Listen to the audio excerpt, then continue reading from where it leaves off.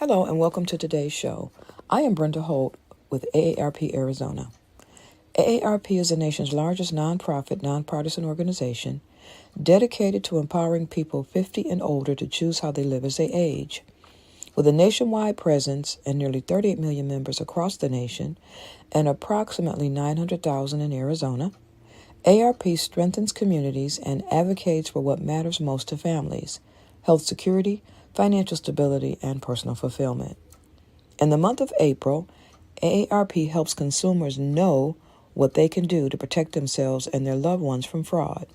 Two areas of focus will be gift cards as a form of payment in scams and narrative change for social change.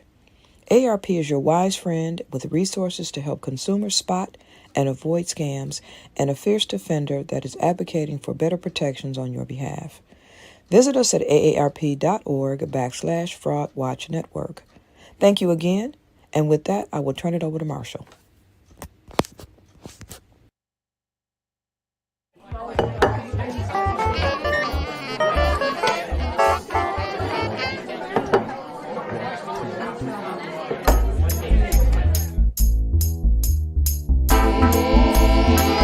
and gentlemen, Fraud Watch every folk, welcome to the show. Get ready to meet your host for the night, Arizona's very own hip historian himself, Marshall Shore. Well, hello and good evening. I want to welcome you all to Arizona History Happy Hour. Oh my gosh, I am so happy that you can join us this evening. Have we got a great show for you this evening? Oh, just wait. We're going to have so much fun. I mean, if you can't tell by my backdrop, you might wonder what that is, but there's more on that coming up. So welcome. Thank you all so much for being here, whether it's on YouTube, Twitch, Twitter, LinkedIn. I think I'm leaving one out, but it's all good. So tonight is April 27th. And so, when we look back at Arizona history, oh my gosh. So the first passenger elevator was put into use today, back in 1896. Now, the building wasn't even completed yet. The upper floors weren't even habitable, but people were still going for elevator rides. And so this was the Fleming Building. It was on the corner of First Street and First Avenue, where the Wells Fargo building is. And, originally this building, when it was built, its basement had a bowling alley. It lasted for almost 100 years. And it even was housed to Phoenix's very first public library. Now, I haven't been able to find any photos of that library. So if anyone out there has anything, please let me know. Because, I'm a little bit library obsessed. But, more on that later. So, okay, so we've got that. It is also Babe Ruth Day. So, he was a famous baseball player.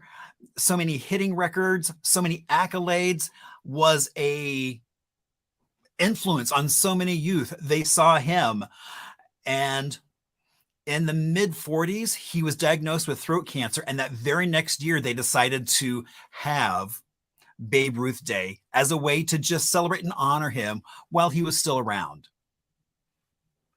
It is also Devil Dog Day. Now, those of you probably, I think Drakes are only on the East Coast, and I think they're back again, because I know the company went out of business, but I think they are back. And so, it was really just 2 pieces of chocolate cake with cream in the middle. And they were also named because of Marine Corps being called devil dogs for their service. So that's how they got the name, and used to eat those up back in New York. So it is also International Design Day. And I think it's kind of cool that it's like, let's look at design. Design is in everything, from the streets you drive on, the car that you're in, the bus, the train, the bike. Design is everywhere we look. And I think it's kind of fun to have just a day where we just take a look at that. Now, it is also Morse Code Day. for the anniversary of the birthday of Samuel Morse, the man who invented that ... as a way to communicate, transmit messages. And so you could suddenly send things across long distances just by that telegraph. And it is also Tell a Story Day. And, and I love the fact that today is Tell a Story Day, because, for me, every day is Tell a Story.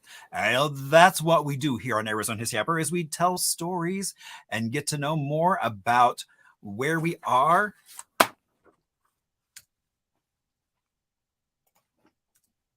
Now, what can you expect from tonight? Well, we always have a little bit of Arizona, whether it's a small town, whether it's trivia, whether it's something from the vault, which might be something you might drive by every day. If this looks familiar, there's also obviously a beverage, because it wouldn't be happy hour without some sort of a beverage, as well as some music history, and of course, an amazing guest. And so if this is your first time watching, you might wonder, who is that man and why is he on my screen? Well, I got to Arizona about a little over 23 years ago. I was living and working in Brooklyn at a beautiful Carnegie building, and decided, because of the snow, the wind, the slush, to trade that for a little library in South Phoenix, which came with a rich oral tradition of the community. And so I started learning about Arizona through stories, and that has not changed at all. They are now in a new fancy library over on 7th Avenue, just south of Buckeye. Now promptly moved into Arizona. We moved into a beautiful 1956 ranch. And there's what my kitchen looks like today. All that buttercream yellow tile, the original appliances. Now the floor is not original, but we went back to linoleum squares to try and keep it as kind of to period as possible, with a little modern updating. It pretty much is still a time capsule.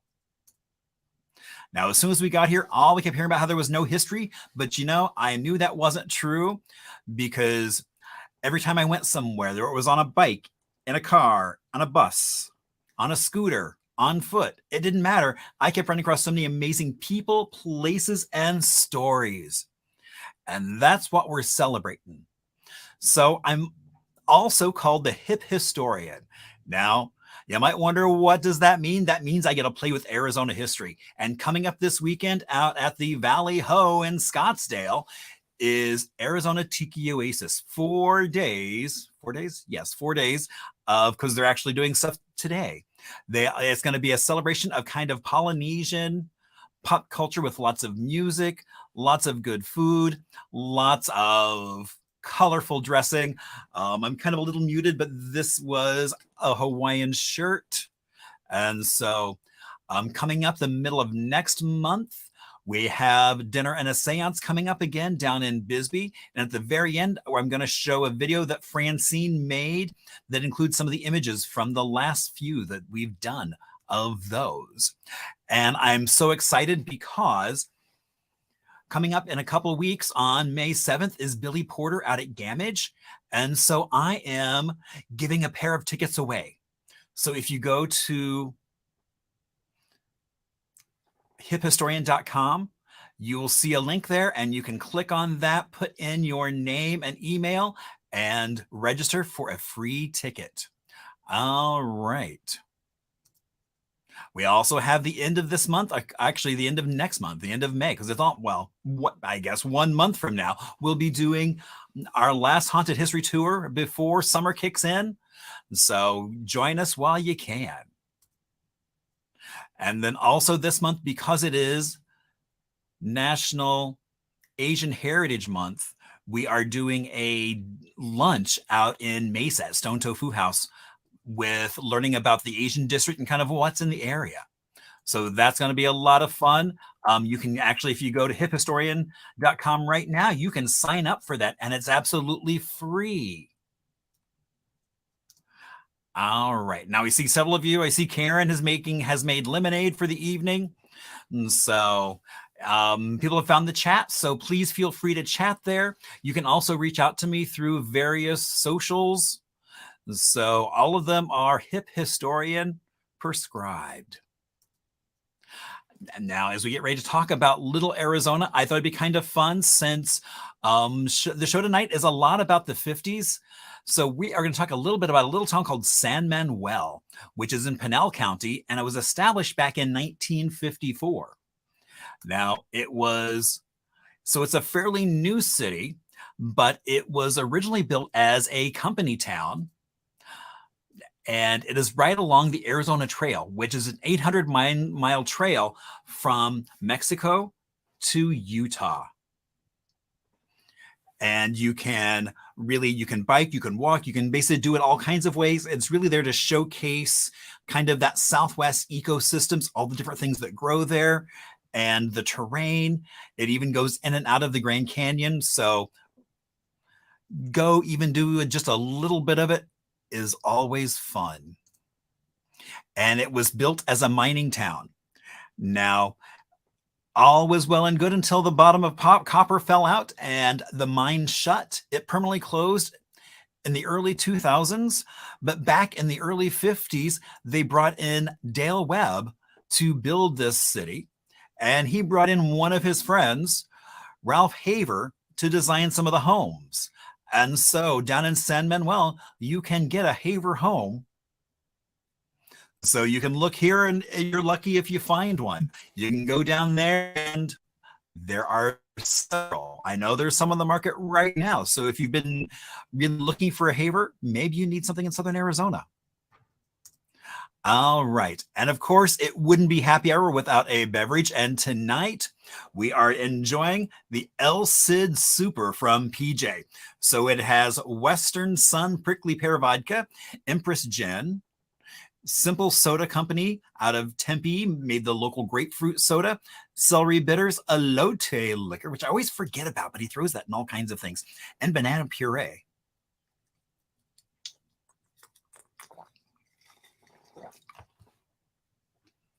Oh, wow. Not what I was expecting at all. Quite tasty. I'm never shocked because I think some of these are going to wind up on menus for places he's been working. So, all right. So now's a chance where you get to hear from someone else other than just me. And so I want to bring on my special guest, Rochelle. Hello. Hi. How are you? I am so good. Thank you so much for having me on here. I am so excited to do this because I have been born and raised in Arizona my entire life, and I just love the history of Arizona. So to be able to talk about it is just so inspiring to me. So thank you for doing this. Thank you for talking about the history of Arizona, because this is something we definitely need to learn more about. So, yeah. And I'm always amazed. There's more and more stories. I mean, you think you know something, all of a sudden it's like a whole new story comes up that changes your perspective. And so that's it is so true, because the thing about Arizona, we are such a big city that when you think about Arizona, especially Phoenix as a whole, it's such a big city. And so there are so many things that we can discover and learn about just in this state outside of just Phoenix. And it's just amazing to learn about all the little things that people don't even know about in Arizona. So I'm so glad that you do this and that you teach all of us about Arizona, because it's definitely a state that needs to be more known for its history. Well, I mean, as you know, growing up here, it's like that's kind of the fun is you have the big cities, but then you get out into these small cities. And so that's, like San Manuel. It's like, oh my gosh, a little kind of a Haver town. Yes. I was like, and you find these little kind of quirky bits all over. Absolutely. Absolutely. Just driving around Phoenix, really just Arizona, you see these buildings that look mid-century, they look vintage, and you think to yourself, that looks like that could be from back in the day, but you don't know. And then if you just look it up and learn about it, you realize that there was a lot of mid-century builders back in the 50s that did a lot of really signature buildings out here that are not really talked about and discussed as much as they should be. Well, and I think that brings up a good point. It's like when you talk about that and then you look at all the new building that's going on, they're not looking at some of those buildings that utilized the Southwest. Exactly. You see lots of buildings with lots of glass, which we know is not a good thing. No. No, looking back at the past is not necessarily a bad thing. Yeah, And it can help inform how we got where we are. exactly. Yes.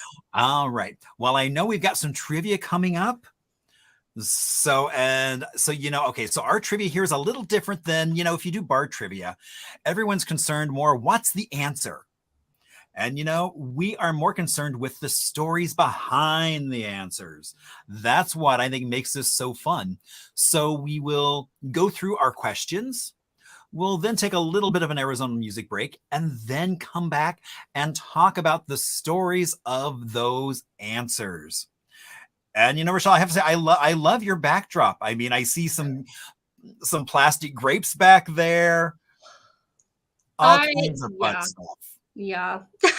I collect a lot of mid-century pieces, especially that I accumulate out here in Arizona. So I like to kind of show them off while I'm on here. Completely understand. Mm-hmm. All right. So you can keep track of your trivia. Now, some folks do it in a special notebook. I've got one friend who keeps sending me photos of different parts of his body that he's written the answers on. So some folks keep track of it in the chat. So whatever floats your boat, you do it that way. No, I mean, it's like we're all here to have fun, and no one's going to grade you. No one's going to come back and be like, you only got X number. So don't worry about that. That's why they're all multiple choice. If you don't know the answer, just guess. And you're pretty darn tootin' might sure to actually get right or get it wrong. So that's the fun. But then you'll know the story behind the answer. All right. So our first question, which community are the 1960 apartments on the hill located in? Is that A, Sunny Slope, B, Maryvale, C, Biltmore, or D, Old Town Scottsdale? So which one of those has apartments on the hill?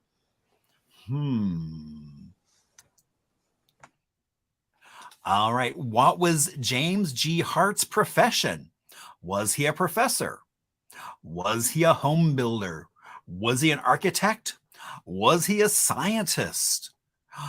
Oh, such good options. Which one do you think James G. Hart was known for? All right. Question 3. When did Hart build his first development? Oh, so if you think about some of those prior answers, you might help narrow some of them down, but not all of them. All right. So was his first development back in 1954? A, or B, 1955, C, 1961, or D, 1968? Oh, such different architect styles. Oh. All right. Question 4. What was the signature feature of his El Domingo architecture? Was it A, stained glass, B, terrazzo floors, C, a slant roof, or D, a curved wall? Wow, again, all really good options, but only one of them is correct. So which one do you think it is? All right. What shape was the front window in the model home for the community? Was it A, a diamond, B, a heart, C, a crescent, or D, an oval? So which shape do you think the front window in his model home was? All right, coming down the back side of our questions. How did James Hart die? A, a heart attack, B, pneumonia, C, a car crash, or D, a plane crash? Oh my, none of those sound good at all. Exactly. All right. Oh, but now we get a new character. Okay. Oh, and character, I think, is a very good choice of words. Yes. So, question 7. Dr. Hall lived in Sunny Slope, North Mountain. What did he infamously become known for about his house? Was it A, a horse track, B, a speakeasy, C, a personal zoo, or D, a hidden bunker? So which one of those do you think Dr. Hall was infamously famous for? All right. Question 8. Dr. Hall's claim to public humiliation. Oh my gosh. Did it involve A, killing a patient in surgery? B, inventing a dangerous drug? Oh. C, falling off a bicycle? Or D, losing a baboon in the streets? Those could all be quite embarrassing, but I'd say so. all right. Question 9. Hall desired to have which animal as a pet, but could never work out the permits? Was it A, an elephant, B, an anteater, C, a zebra, or D, a giraffe? So which one of those animals do you think Hall tried to have as a pet, but it didn't happen? And our last question is, El Cid was what? A name for a 1960 movie, B, a castle, C, supposed to be a bowling alley, D, built by Kenneth Hall. Anita, I was waiting for you to show up with the word giraffe. I knew you would. It didn't matter. It doesn't matter if that's the right choice or not, but she loves giraffes. So the moment I saw that it was a possible answer, it doesn't matter what it is. She's going to answer giraffe. I already know that. I So, love it. I love it. all right. So while everybody is locking in their final answers, oh my gosh, we are going to take a little bit of an Arizona music break. And so because I don't have copyright to listen to any music, last time I tried to play some music, it basically cut off my sound. So I've learned quickly not to do that. Oh. And so we are going to talk a little about Al Casey. He was born right here in Arizona. He was a Phoenix native. He was a guitar player. Really good. He hung out with folks like Duane Eddy, Lee Hazelwood, and is in the Rockabilly Hall of Fame. And I love the fact that it's like, you might have heard his song, a song that he played on, if you've ever listened to Sanford Clark the Fool, or Glenn Campbell, By the Time I Get to Phoenix, or a song I'm sure everybody has probably danced to somewhere, These Boots Are Made for Walking. So that was Al Casey and Lee Hazelwood on that, with a mutual friend of Lee Hazelwood, Nancy Sinatra. So it is indeed an Arizona song. So I love that. So if I could, I would play. There's a great video on YouTube, but I'm not going to play it because I already know what will happen. So, all right. So now who's ready for some answers? Oh my gosh. Okay. So which community are the 1960 apartments on the hill located in? Sunny Slope. Woohoo! And you can see they are indeed on a hill. For sure. Absolutely. So I actually live very closely to those apartments on the hill. They were, in fact, built in the 1960s, and they are still original to how they were originally built. And it's very strange because all of Sunny Slope is very flat.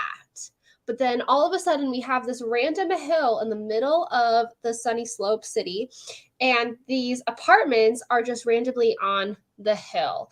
And I believe there are only about 12 apartments up Yeah, I there. know there's not very many, and they hardly ever come up. It's like, No. I'm assuming people just like pass them on to family. Yeah, for sure. I believe there's only about 12 units.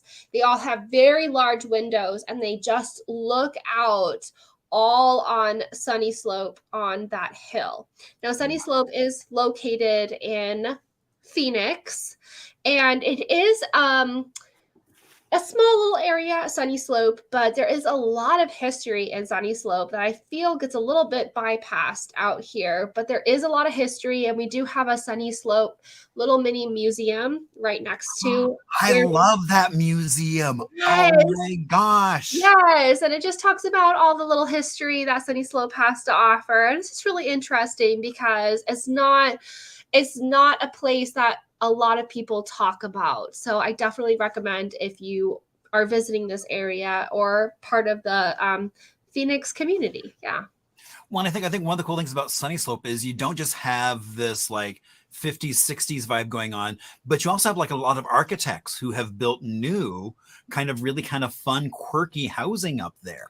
For sure, for sure. And also a big feature that I would point out in Sunny Slope too, we have a bowling alley that's called Let It Roll Bowl. And that one is also original to the 50s, 60s era. And they just recently repainted the colors, but the architecture is definitely original to how it was built back in the day. So it's really cool to just check out. And I know a lot of locals around here still go bowling over there, and they said that they've gone bowling there since it first opened. So Great. And I think, is that where Lenore's is, the comedy club? There's like a restaurant / comedy club. I think I know it's somewhere up in Sunny Slope, and I thought it was at like Let It Roll.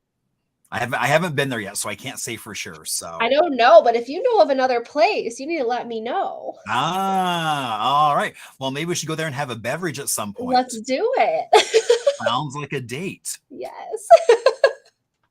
All right. So, what was James G. Hart's profession? He was a home builder. Yes. Yes. So, James G. Hart actually built my home. So, I live in a 1957 home out here in Sunny Slope. And it was built by James G. Hart. And when we moved in here, my husband and I, it was kind of refurbished in the 1970s. So we kind of tore all that 70s out. There was a bright orange laminate countertop kitchen. Nah, not my style. There was shag carpet. Not my style. So we tore out the shag carpet. We took out the orange. Was it crispy when you pulled it out? Did it my did it gosh. roll or did it crack when you pulled it up? I don't even remember. All I know is that there was like this much just dust under the shag carpet. I didn't know carpet could like hold all that dust, but it did. It was so bad. We like pulled out the carpet and then had to like sweep everything out. It was atrocious. But we took out the shag carpet. We took out the orange laminate countertops. Fortunately, all of the original pieces that James G. Hart did to the house were still there. Oh. Now, a lot of our neighbors have redone their homes where they took out a lot of those original features, but thankfully our house kept those features. So that's part of the next questions. Indeed, it's coming up. Yeah. But I mean, it was like one of the things when we moved here, it was like really looking for a mid-50s ranch that was original as possible, because I didn't want to have to rip out somebody else's bad choices. Yes. So that was like number one on the list. Exactly. So completely understand. And I know we had shag carpeting, and I remember that it cracked when I pulled it up.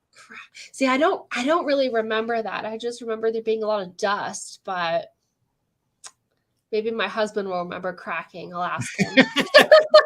I think it was just so old. Yeah. And the kids' rooms, they had spilled stuff on there, and yeah. Yeah. Yeah. So Adriana asked, do you have any of the original plans or pictures of the original house? I actually do. That's a great question. So I actually posted photos of our home on a Facebook group page that was, this was back when we first moved in here. So I believe it was called like a 1950s Arizona home architect, or whatever the Facebook group page was called. And I posted photos of how we were doing the house and just kind of like showing what we were doing.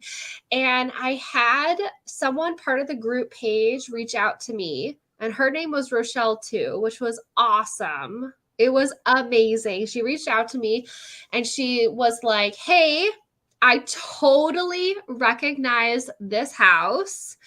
This is where I grew up in the 50s. And Wow. she sent me photos of the house back in the 50s. And it was such a moment where it's like, you have the same name as me. It was amazing. So she sent me photos of the house back in the 50s, and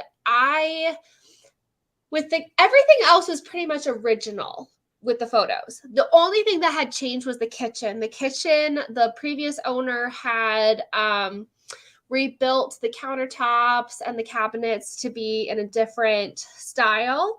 Okay. But after I saw the photos from how the house looked back in the 50s, my husband and I redid the whole kitchen so that it was exactly to how it looked in those photos that were sent to me, that how it looked back in the 50s, which was amazing. And then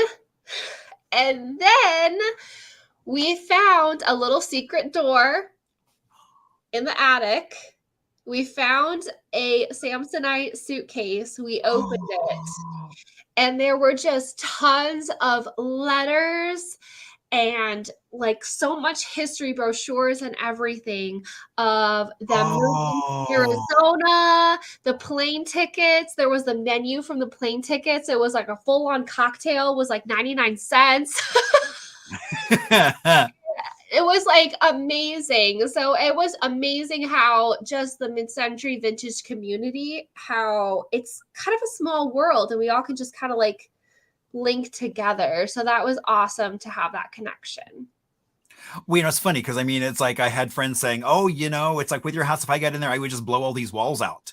And I'm like, "Well, that's why I'm glad you don't have this house." Exactly. And there are, and I mean, it's a growing segment that really is looking for more authentic and not somebody's redo version of it, but more here's what life was like in the late 50s. Absolutely. And I love it too, because I know a bunch of my neighbors, they blew out the fireplace wall, which I don't understand because the fireplace wall is the original 1957 brick, and it separates the living room from the kitchen, which I love because when you have guests over, nobody wants to see your dirty dishes. Yeah, no. So I don't understand the open concept. That might just be me, but I don't want to see that.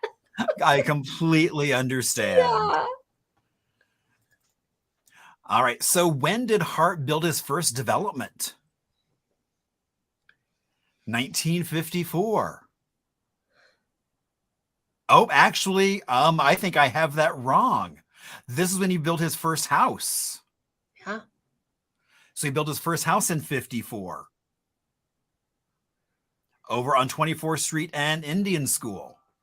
Well, he actually built his first development in 1945. Okay. So that is correct. That is correct. Okay. I was like, oh no. I was like, oh no. No, you are correct. So James G. Hart actually started his first builds out here in Phoenix, Arizona in 1945. And that was when he was first recognized for his development, for his builds. And they recognized how he was kind of like the upcoming mid-century builder of Phoenix in 1945 and said, wow, we really like your builds, your development. And that's when he got his first, recognition to start building his next community. So that was correct. Indeed. Yeah. All right. And what was the signature feature of his El Domingo architecture? Mm-hmm. It was D. I mean, as you can see, using that brick and creating a curved wall. Yes, absolutely. So our home that we live in does still have that original curved wall. A lot of homes in this neighborhood, unfortunately, took out the curved wall and made it a flat wall because they wanted a garage. Oh. because the curved wall is what connects to your garage, which we don't have a garage. We just have where you put your cars. Right, a carport? Carport, yeah. Yeah. So we don't care about the garage because I'm not going to tear out the curved wall. I mean, that's the signature for the James G. Hart homes, was that curved wall, because no one else in the 50s had really designed that signature curved wall yet. So that was his absolute signature back then in Arizona, was that curved Ah. wall. So that's how you knew it was a James G. Hart home, was with that curved wall. So we have kept it because we don't care about the garage. We just want the carport and that curved wall, where a lot of the neighbors have made it into a garage. So you unfortunately don't see that curved wall anymore. But I'm like so honored that I still have a home of his with that original curved wall and that it was not taken out yet. Wow. Yeah. And that would be a major undertaking, would be to take out a curved wall. I mean, to square it off. I'm like, Yeah. Yeah. wow. Yeah. All right. Question 5. What shape was the front window in the model home that he had for the community to come in and take a look? Yes. Oh, a heart, of course, because of his name. Absolutely. So back in 1955, I believe it was 1955, he built his first home out here in Sunny Slope.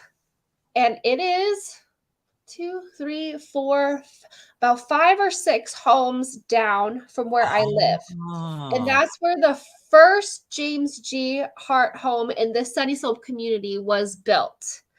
And every one of his homes out here in this neighborhood has a little window on that curved wall. Now, ours is not the heart shaped. Ours is, someone replaced it. It's a different shape than a heart. All the other homes, like I said, they took out that curved wall to make a garage.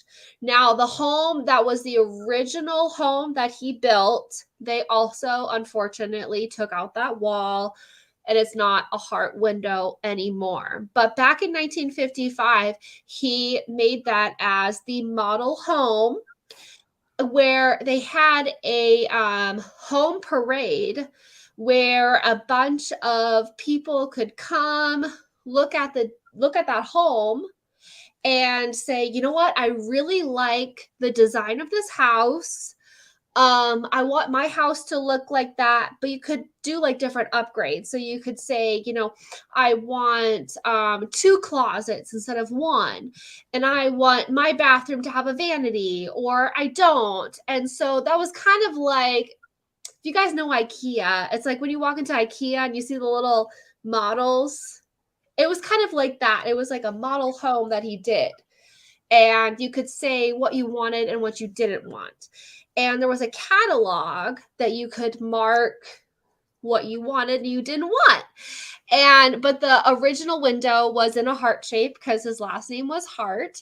And that house is still, I can literally look at it out my window right down there. And it's just super cool. And so a lot of people voted that they wanted a bunch of the homes. And that's how this entire community out here in Sunny Slope began. Ah. Yeah. Very cool. Yeah, no, I think that was at the 1957 Parade of Homes. Yeah. So that first Yeah. house was built in 1955. And then they all voted yes on that. And so he Okay. kind of started down the line. So the other few homes down the street were 1956. And then once it got to our house was 1957. Wow, that's great. Yeah. All right. And how did James Hart die? Yeah. But I love the fact that he was so much more than just a home builder. Mm-hmm. I mean, he was very much a member of the community For when sure. that happened. Oh, absolutely. Yeah, he was becoming really something in the community and was really showing, his talents in home building and all of that, becoming a part of the community. And like I said, our house was built in 1957. And then once the homes go down in our community, it starts getting to like 1959, 1958, 1959. And what's cool is that all of the cement slabs on the sidewalk in front of all the houses say the time date. So like in front of our house says 1957 on the cement. If you walk down the neighborhood, you'll see different concrete cement slabs on the sidewalk that'll say 1958, 1959. And you really see the progression of what he was doing with this neighborhood. And then he died. And it was so unfortunate because he was really making something for himself in home building, in the community. And what's really unfortunate is when my husband and I bought this home, in the listing, it said home builder unknown. And I thought to myself, no, this house was built in 1957. There has to be someone that was known to build this home. And with so much researching, I found that he was the builder of this house and of this neighborhood.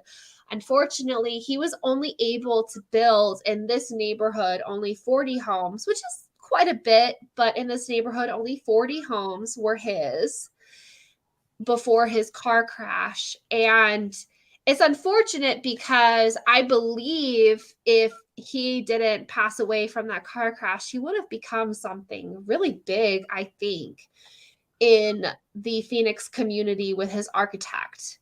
But unfortunately, he passed away with that car crash. So his homes are kind of unknown out here. But if you come down Sunny Slope, you can see the 40 homes that he built. A lot of them, like I said, the curved wall's gone on a lot of the homes because they made it into a garage, but all the homes still remain the same with that original block brick. A lot of the neighbors have kept that. And so you can still kind of see the original of what he was going for. So. Well, yeah, I mean, it's like when you look at like a Haver, you know a Haver Yeah, immediately just because of the style of it. absolutely. And so, and I think, and with Hart, I mean, having that curved wall, which no one else was doing. Yeah. I mean, it was kind of like, I mean, you've got like the David Wright house, Frank Lloyd Wright. I mean, it was circular, or the Likes house, which is circular. But again, just incorporating kind of those features into an everyday home Exactly. is really cool. Yeah. Yeah. Absolutely. All right, question 7. Dr. Hall lived in Sunny Slope North Mountain. What did he infamously become known for about his house? His zoo. Which is kind of crazy. Mm-hmm. So my friend actually lives in that home. Really? Yes. And so she has told me about all of the things that she has found in that house, all of the original papers, history, whatever. And when she first bought the house with her husband, it was about 3 years ago when they bought the house. Okay. And she said there is a bunch, when they first bought the house, there's a bunch of palm trees in the backyard. But when they first bought the house, there was a bunch of like ladders and ropes and different contraptions that went across each palm tree.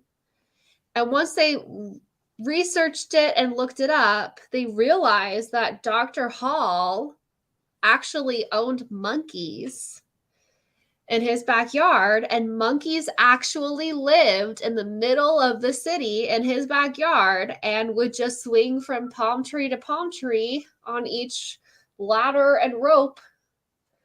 That's just how it does.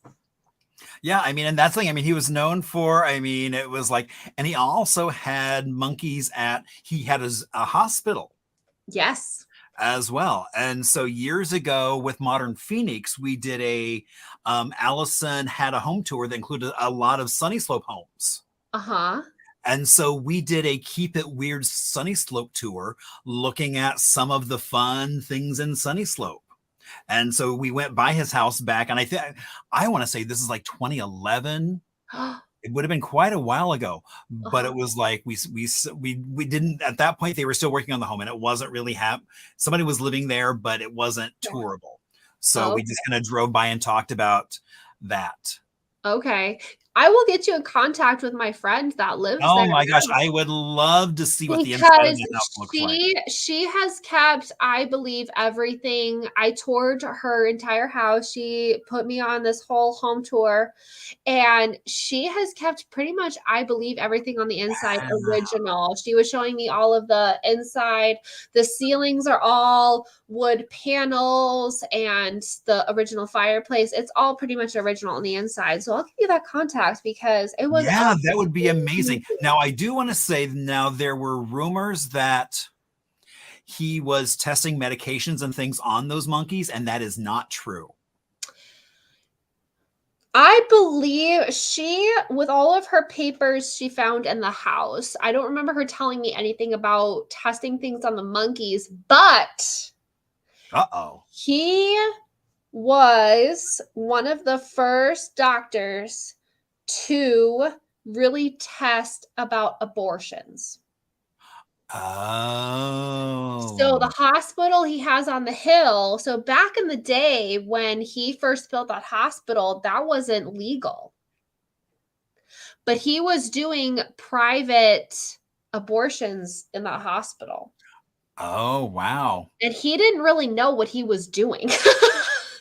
So there are many, many cases of deaths that happened in that little hospital on the hill because it was unsuccessful, because he was just kind of testing things out, because he was trying something that wasn't legalized, something that wasn't really tested out back then. And so he kind of wanted to be, the first doctor to really say, like, this works, but a lot of his patients, it was unsuccessful. So wow.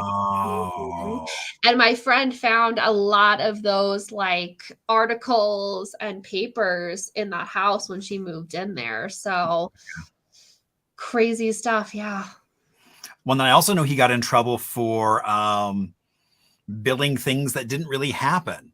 That's kind of what was his downfall, was charging for things that, and so he basically was fraud. Yeah.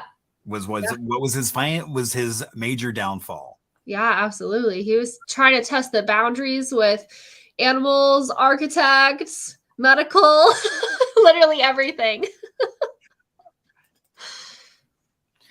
All right. So his claim to public humiliation involved losing a baboon in the streets. Yeah. Yeah, indeed. One of those animals getting loose. Now, it's funny. So the first time that I actually heard about Dr. Hall was I was talking to a friend who grew up in Sunny Slope. Uh-huh. And I was actually talking about them.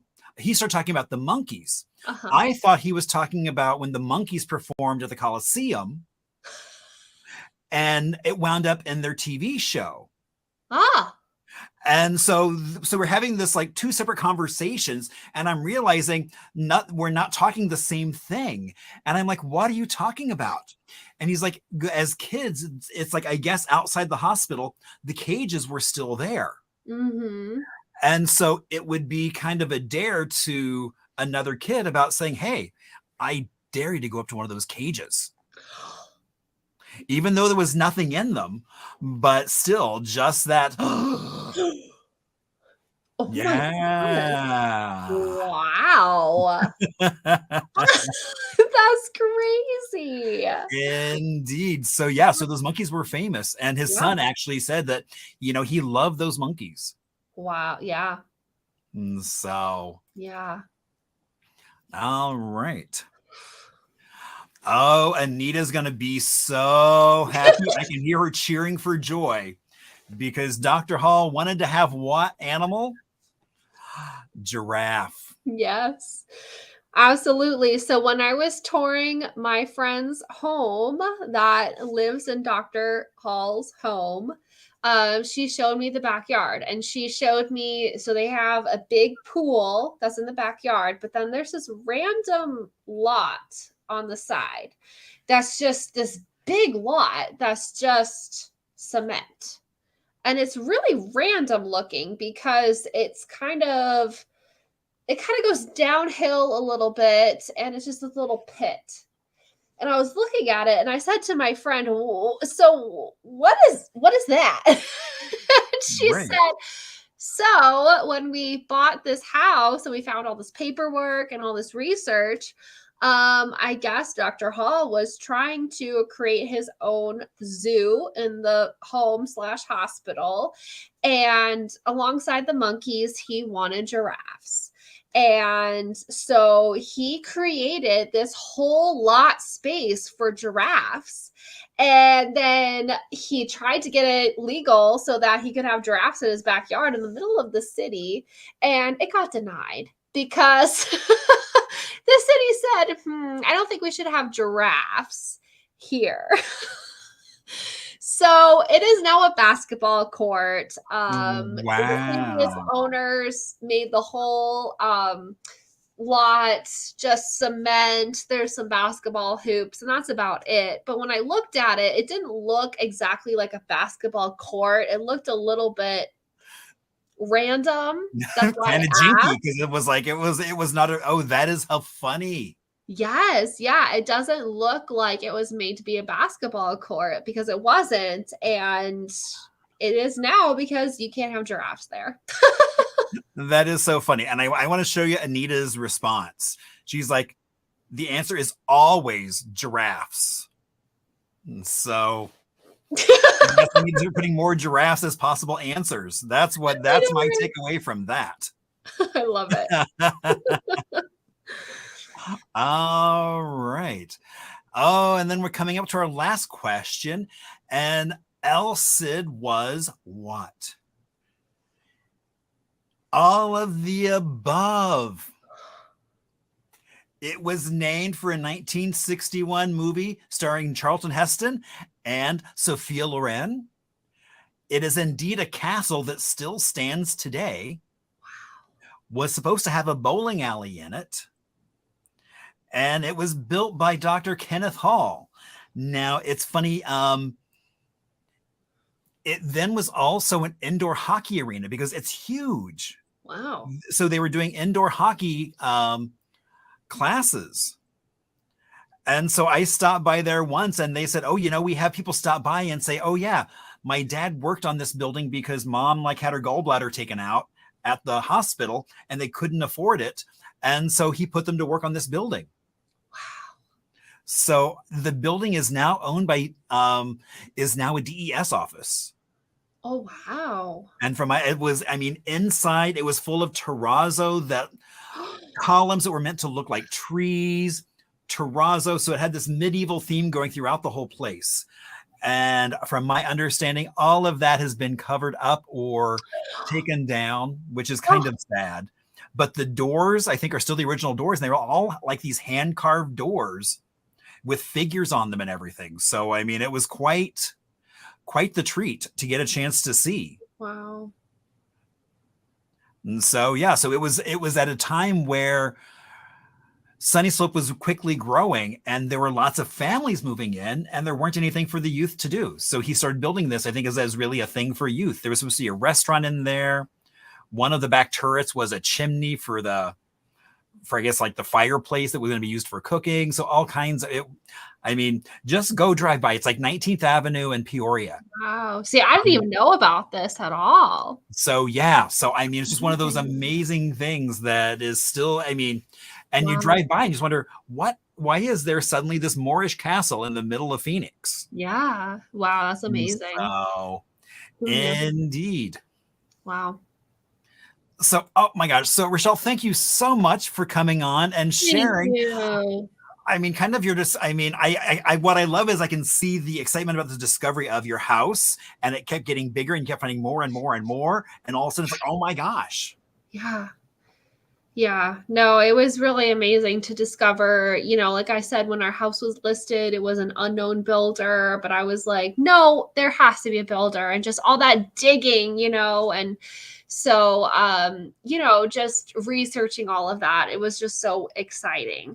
And I have a question, Marshall. Sure. Is there a community or whatever that you can be a part of to kind of protest about demolitions, about the historic buildings out here in Phoenix? Indeed, there is actually, I think, so next month is Preservation Month. And so I think on the 11th, we have Ashley Harder, who is the current kind of chair of Preserve Phoenix. Nice. And so they really try to keep on top of what permits are being pulled for demolition, and trying to work with owners and get a hold of them and let them know the history of some of the things of where they are. Mm-hmm. To try and save some of those stories. Yeah. No, that's awesome. Because I feel like, there's just so many things out here in Phoenix that I just see kind of like the history getting, just lost.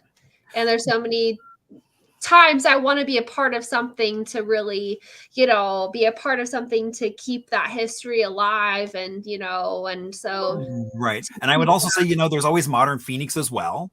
For sure. Allison does a great job. I mean, the home tours sure. are always amazing. They do programs kind of throughout the year on a variety of things. So I think really between Modern Phoenix and Preserve Phoenix. And I know Preserve Phoenix, I think, has a Facebook page. Ashley will let us know, I'm sure, about more options for like Instagram, things like that, to kind of keep on tabs on what's going on. Yeah, for sure. That's awesome. So thanks for that. Yeah, I mean, they really look at kind of what's going on. And so, well, now I think is a great time to ask, how did people do? So, as we've done all these, it's like, how many did you get right? And, what I love is the fact that we're all winners regardless of what you got right or wrong. But oh my gosh, I mean, I love that Rochelle found her house was an unknown builder and decided that that was indeed not the case, and started tracking down James G. Hart. So Rochelle, thank you so much for doing that and sharing your story, your history, and I can really tell it's your passion, and kind of single-handedly trying to bring James G. Hart back to awareness of folks. So that is so great to see. So thank you so much, Rochelle, for coming on and sharing. And so now we're going to be moving on to From the Vault. And so since we've been spending so much time in Sunny Slope, I want to talk about one of my favorite spots in Sunny Slope. So the Thompson Rock Garden. So Grover Thompson basically had spent time in Oregon and fell in love with this rock garden up in Bend, Oregon. And so when he came home, he decided that he would indeed start building a rock garden in his very own backyard. And so he spent like 20 years out of little bits and pieces and things like that, and was able to create. Adriana, she did not. With technology, sometimes things happen. So, as much as I love vintage, I really don't know how to use technology. Oh, I'm the same way. I mean, oh my gosh. Oh my God. I literally somehow got myself out of here. It's like, oh no. So yeah. Okay, I'm curious to learn what we're talking about. What are we talking about? Okay, so do you know the Thompson Rock Garden, which is over on, I think it's like 13th Street in Sherrill? I do not. And so if you go by, there's a fence outside, but I want to say it's like a 3-foot high fence. If you peek, maybe even a little taller, if you peek over, you will see this. And it was created by this guy who just kind of had this whim And so he did this in his backyard, actually in his front yard. So there's a Space Needle because of he discovered all of this in Oregon/Washington. Wow. So the Space Needle used to be a water feature. Years ago, there was a school teacher, an art teacher from New York who had retired out here, and she took a tour of this house while she was visiting her parents and fell in love and bought it, and she moved in. I know it's been photographed by the Smithsonian as a really kind of fun, quirky place. And I know she was looking for volunteers at one point to kind of help maintain it. I mean, he would take like Halloween mask and fill it full of concrete. So there's like faces around. So she would put hats on them and sunglasses to try and help protect them a little bit. But it was really, it's really like a mosaic, because he would take broken dishes and things and just sit there and start piecing these together. Wow. And so like the Space Needle used to light up. I haven't been by there since COVID to kind of see what it looks like, but wow. It's pretty much such an amazing space to take a look at. Mm-hmm. So well worth going by. So I will come up, we'll track down Lenore's, who I think is at Let It Roll. And then we'll also make a little excursion to go by here. We'll make a little date of it. Yes. Yeah, that would be so much fun. Yeah, 'cause I've never seen or heard of this place. Well, and you have this, and then there's Mr. Lee's Rock Garden, which is, I always forget the cross streets for that, but it was another gentleman who kind of did the same thing at the same time period. Wow. It's like a hidden gem. I love it. It really is, of really this kind of kitsch craftsman. Wow. So, Adriana, so basically there is a rock garden like similar to this in Bend, Oregon. And so basically Grover Thompson had spent time there. And so when he came back, he then started recreating what he had seen. Oh, wow. So he was influenced by what he saw, and, I guess loved spending time outdoors. And so that's what he did. Wow. That's amazing. So yeah. And that's why it's like, y'all, I like you always, it's like, oh, well, there's always more to the story. Exactly. And that's the fun of doing what we do, is tracking that down. Absolutely. So, Rochelle, thank you so much for coming on. Thank you. I will reach out to you soon, and we'll figure out a time we can go have an excursion in sunny. I would love that. And then there's no technology involved, so There is not. And then have you been to the Eye Opener, the now vintage store that used to be that is over on Hatcher. So it used to be a diner. Oh my gosh, no. So now is all vintage. I had no idea. I thought you might like that. Yeah. All right, let's do it. All right, we will definitely make a date. So have a great rest of your evening. Thank you. You too. Thank you so much for having me on. Oh my gosh, such a delight. Yeah, and thanks for like I said, thanks for talking about Arizona history, because it's something we really need to, learn more about for sure. So thanks for doing this. Thank you, and have a great night. You too. All right. So coming up, this is why, I say, share on Facebook, because you can see how much fun we're having with just Arizona history. I know I say just Arizona history, but there's so much. And so next week we have Betsy Gantz, who is a local musician, on as a guest, and that's going to be so much fun as well. I'm sure we'll talk about some music history and who knows what else. It's going to be a lot of fun. So remember, if you have any questions, comments, maybe you have an idea for a guest, please hit me up, because I love to hear from folks with your ideas, kind of, or even, questions. I've had people say, hey, I've got a question. And so love to hear from everybody. So I always want to give a shout out to Cole and Chris, who did that great video at the beginning, as well as PJ for always keeping me lubricated for happy hour. And as we say goodnight, we are going to watch a little video that Francine did for Dinner and a Seance down in Bisbee coming up next month. So I will see you all next week. Same bat time, same bat channel.